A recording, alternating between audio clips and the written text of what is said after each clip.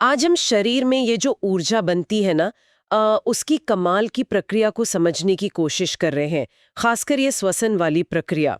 हमारे पास जो जानकारी है उससे हम इस काफी जटिल सिस्टम के कुछ जरूरी हिस्सों को देखेंगे। हाँ, हमारा मकसद है कि क्रेब्स चक्र क्या है, फिर ये सांस लेना और श्वसन, हम्म। इनमें क्या फर्क है, हम्म। और कुछ जो आम दिक्कतें होती हैं श्वसन से जुड़ी, उन्हें थोड़ा आसान भाषा में समझें। बिल्कुल। तो कहाँ से शुरू करें? ये ऊर्जा बनाने की कहानी शुरू कहाँ से होती है?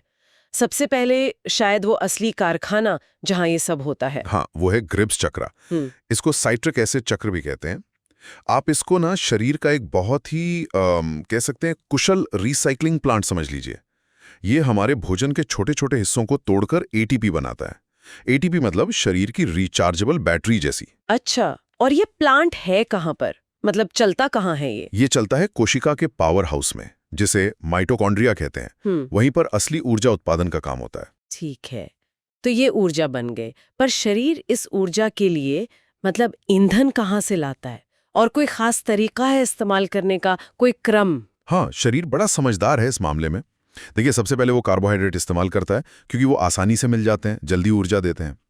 फिर जब वो खत्म होने लगते हैं तो वो जमा की हुई चर्बी यानी वसा का नंबर लगाता है, और अगर जरूरत बहुत ज्यादा हो तो आखिर में वो प्रोटीन को भी ऊर्जा के लिए तोड़ने लगता है। ये पूरी प्रक्रिया जिसमें बड़े अणु छोटे अणुओं में टूटते हैं, उसे अपचयी या कैटाबॉलिक कहते हैं। और शायद इसी क्रम का असर हमारे वजन पर भी पड़ता है ना? पहले कार्ब्स गए, फिर फैट। बिल्कुल बिल्कुल। ये शरीर का एक बड़ा व्यवस्थित तरीका है अपने ऊर्जा भंडार को कह लीजिए मैनेज करने का। कमाल है। पर ये पूरी प्रक्रिया, खासकर जैसे सांस लेना, ये अपने आप कैसे चलती रहती है?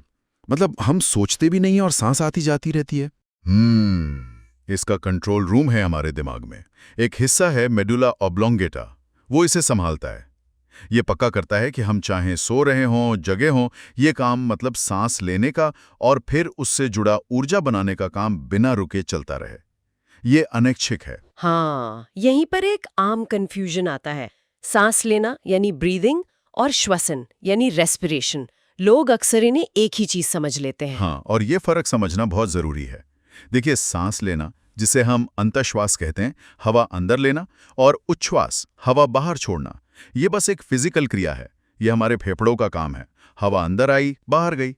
हम इसे थोड़ा कंट्रोल भी कर सकते हैं, जैसे योगा में करते हैं। सांस रोकी, तेज की, धीमी की, लेकिन इसमें सीधे तौर पर ऊर्जा बनती नहीं है। अच्छा, तो फिर श्वसन क्या है? उसमें ऊर्जा बनती है? बिल्कुल। श्वसन असल में कोशिका के स्तर पर होने वाली एक बायोकेमिकल प्रक्रिया है, रासायनिक। ये पूरी तरह अनैच्छिक है, हम इसे कंट्रोल नहीं कर सकते। इसमें क्या होता है, जो हमने खाना खाया उससे जो ग्लूकोज वगैरह मिला, वो ऑक्सीजन की मदद से टूटता है।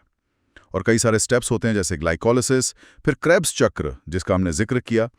इन सब चरणों से गुजरकर एटीपी यानी असली ऊर्जा बनती है। तो सांस लेना उस प्रक्रिया के लिए जरूरी गैस ऑक्सीजन लाने का और बनी हुई गैस कार्बन डाइऑक्साइड बाहर निकालने का बस एक रास्ता है। श्वसन है असली ऊर्जा बनाने का काम। अच्छा, अब जाके ये एकदम साफ हुआ। और इसी से जुड़ा है वो गैसों का आना जाना, ऑक्सीजन अंदर, कार्बन डाइऑक्साइड बाहर। ये कैसे होता है? आपने कहा दबाव का कुछ रोल है। बिल्कुल, ये सारा खेल ही दबाव के अंतर का है। इसे ऐसे समझिए, फेफड़ों की जो बहुत छोटी छोटी थैलियां हैं, वायुकूपिकाएं या एल्वियोलाएं, उनमें ऑक्सीजन का दबाव खून के मुकाबले काफी ज्यादा होता है। तो ऑक्सीजन क्या करती है, वो फुर्ती से ज्यादा दबाव वाली जगह यानी फेफड़े से कम दबाव वाली जगह यानी खून में चली जाती है। डिफ्यूजन कहते हैं इसे। और कार्बन डाइऑक्साइड के साथ ठीक इसका उल्टा होता होगा फिर? एकदम सही। हमारे शरीर के ऊतकों में सेल्स में जब काम होता है तो कार्बन डाइऑक्साइड बनती है। वहां उसका दबाव खून से ज्यादा होता है, तो वो ऊतकों से निकलकर खून में आ जाती है। फिर खून उसे फेफड़ों तक लाता है, जहां हवा में कार्बन डाइऑक्साइड का दबाव कम होता है, तो वो खून से निकलकर हवा में चली जाती है, और फिर हम उसे सांस के साथ बाहर फेंक देते हैं। ये दबाव का अंतर ही गैसों को सही दिशा में धकेलता है। यहाँ हमें वो तकनीकी नंबर जैसे MMHG वगैरह उनमें जाने की जरूरत नहीं है, बस ये सिद्धांत समझना काफी है। ये तो काफी सरल तरीके से समझ आ गया, लेकिन हम जानते हैं कि इस पूरे सिस्टम में कभी-कभी गड़बड़ियां भी हो जाती हैं। कुछ आम श्वसन से जुड़ी समस्याओं के बारे में बता सकते हैं? जरूर। जैसे अस्थमा या दमा बहुत आम है। इसमें क्या होता है, सांस की नलियों में सूजन आ जाती है, वो सिकुड़ जाती हैं और सांस लेना मुश्किल हो जाता है। हाँ, सुना इसके बारे में। और एक है एम्फीसेमा। इसमें फेफड़ों की वो जो छोटी थैलियां थी, वायु कुपिकाएं, उनकी दीवारें कमजोर होकर टूटने लगती हैं, तो गैसों के आने जाने के लिए सतह कम हो जाती है, जिससे दिक्कत होती है। ये अक्सर स्मोकिंग से जुड़ा होता है। अच्छा, और भी है? हाँ, जैसे ब्रोंकाइटिस है, जिसमें श्वास नलियों की अंदरूनी परत में सूजन आ जाती है। इसमें बलगम ज़्यादा बनता है। ये इन्फेक्शन से भी हो सकता है या फिर धुएं, धूल से। फिर कुछ बीमारियां होती हैं जो काम करने की जगह पर लगातार धूल, केमिकल या दूसरे कणों में सांस लेने से होती हैं। उन्हें व्यावसायिक श्वसन रोग कहते हैं। और एक और है प्लूरेसी। इसमें फेफड़ों के चारों ओर जो झिल्ली होती है, प्लूरा, उसमें इन्फेक्शन हो जाता है और वहाँ पानी जैसा तरल जमा हो जाता है, जिससे दर्द और सांस लेने में तकलीफ होती है। ये सभी समस्याएं किसी न किसी तरह से सांस लेने या गैसों के एक्सचेंज में रुकावट डालती हैं। तो संक्षेप में कहें तो हमने आज समझा कि क्रेब्स चक्र कैसे माइटोकॉन्ड्रिया में ऊर्जा का मुख्य स्रोत है, शरीर कैसे पहले कार्बोहाइड्रेट, फिर वसा और जरूरत पड़ने पर प्रोटीन को ईंधन की तरह इस्तेमाल करता है, और ये भी कि सांस लेना एक भौतिक क्रिया है जबकि श्वसन एक रासायनिक क्रिया है जिसमें असल में ऊर्जा बनती है, और कैसे गैसों का आना जाना दबाव के अंतर पर निर्भर करता है। साथ ही कुछ आम श्वसन समस्याओं को भी हमने जाना। बिल्कुल।